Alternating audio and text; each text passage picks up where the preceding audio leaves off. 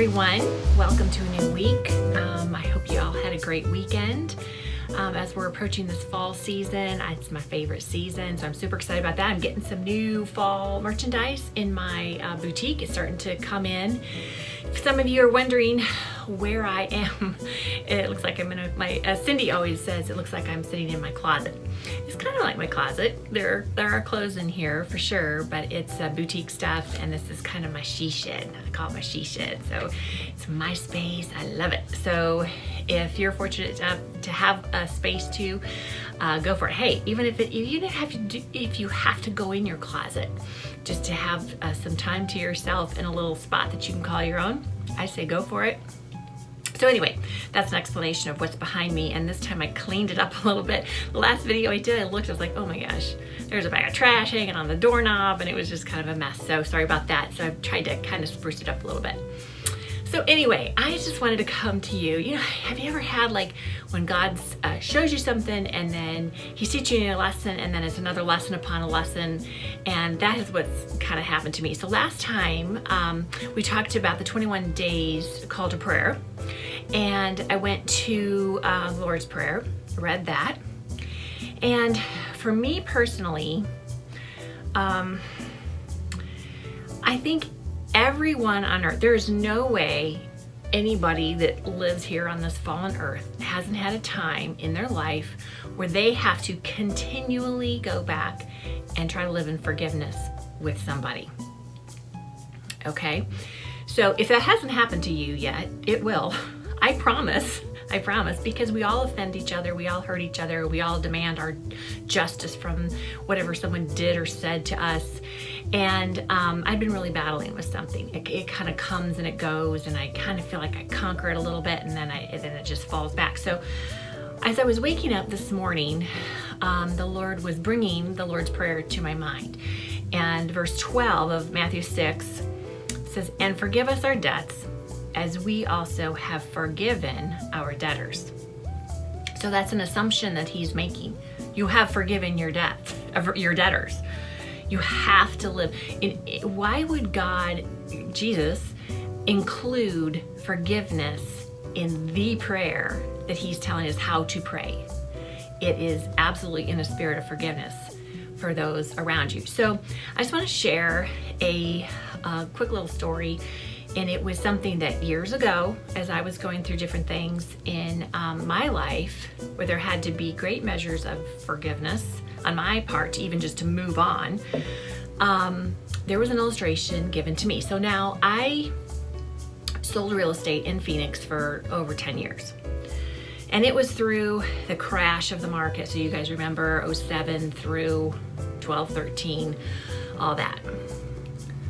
And so this was an illustration that really made sense to me, because everywhere I looked, people were losing their homes to foreclosures, short sales. It was horrific out there. People lost 50 to 60% of the value of their home.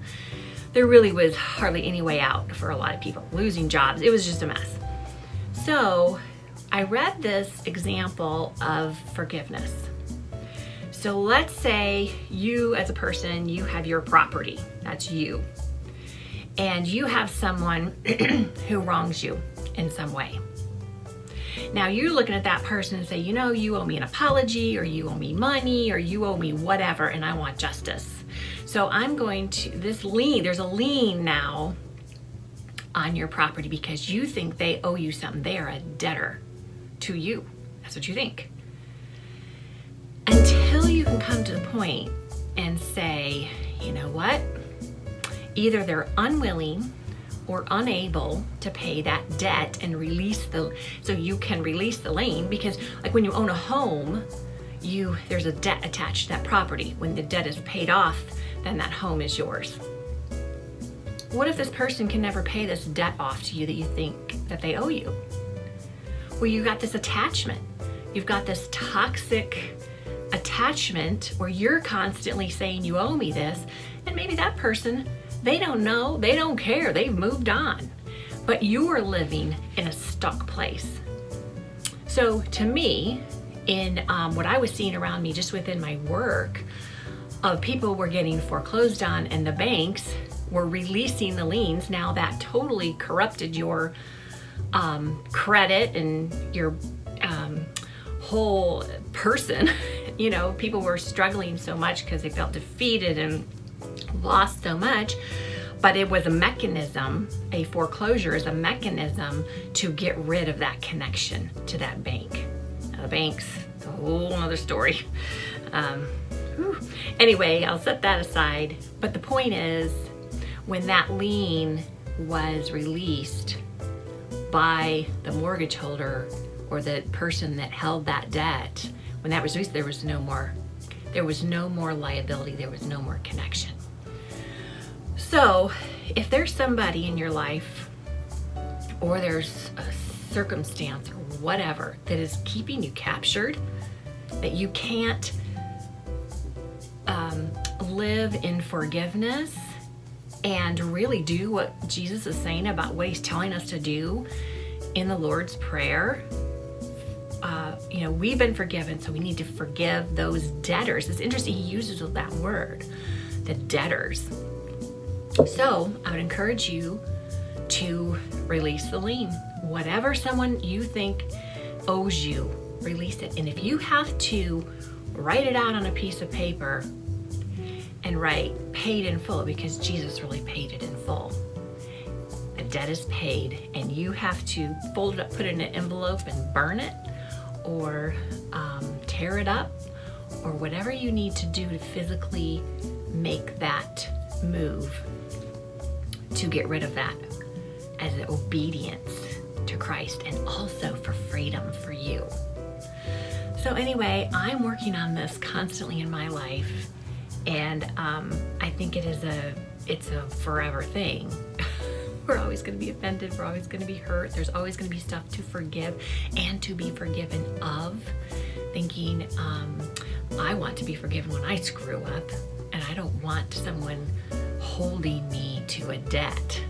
Now, it's our obligation, if we know about that, to go and ask forgiveness. Admit we're wrong, of course, but that's your part. You can't control what other people are doing or not doing. So anyway, that was the lesson that I woke up to this morning as I was been wrestling through things, because trust me, stuff like this, when you got liens, too many liens on your property, it can make you emotionally sick. It can make you physically struggle.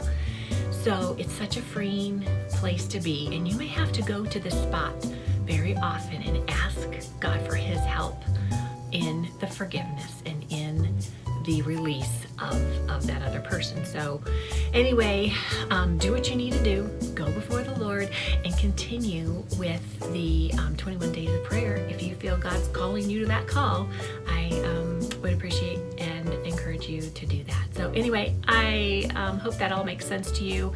Have a beautiful week. Trust the Lord and pray.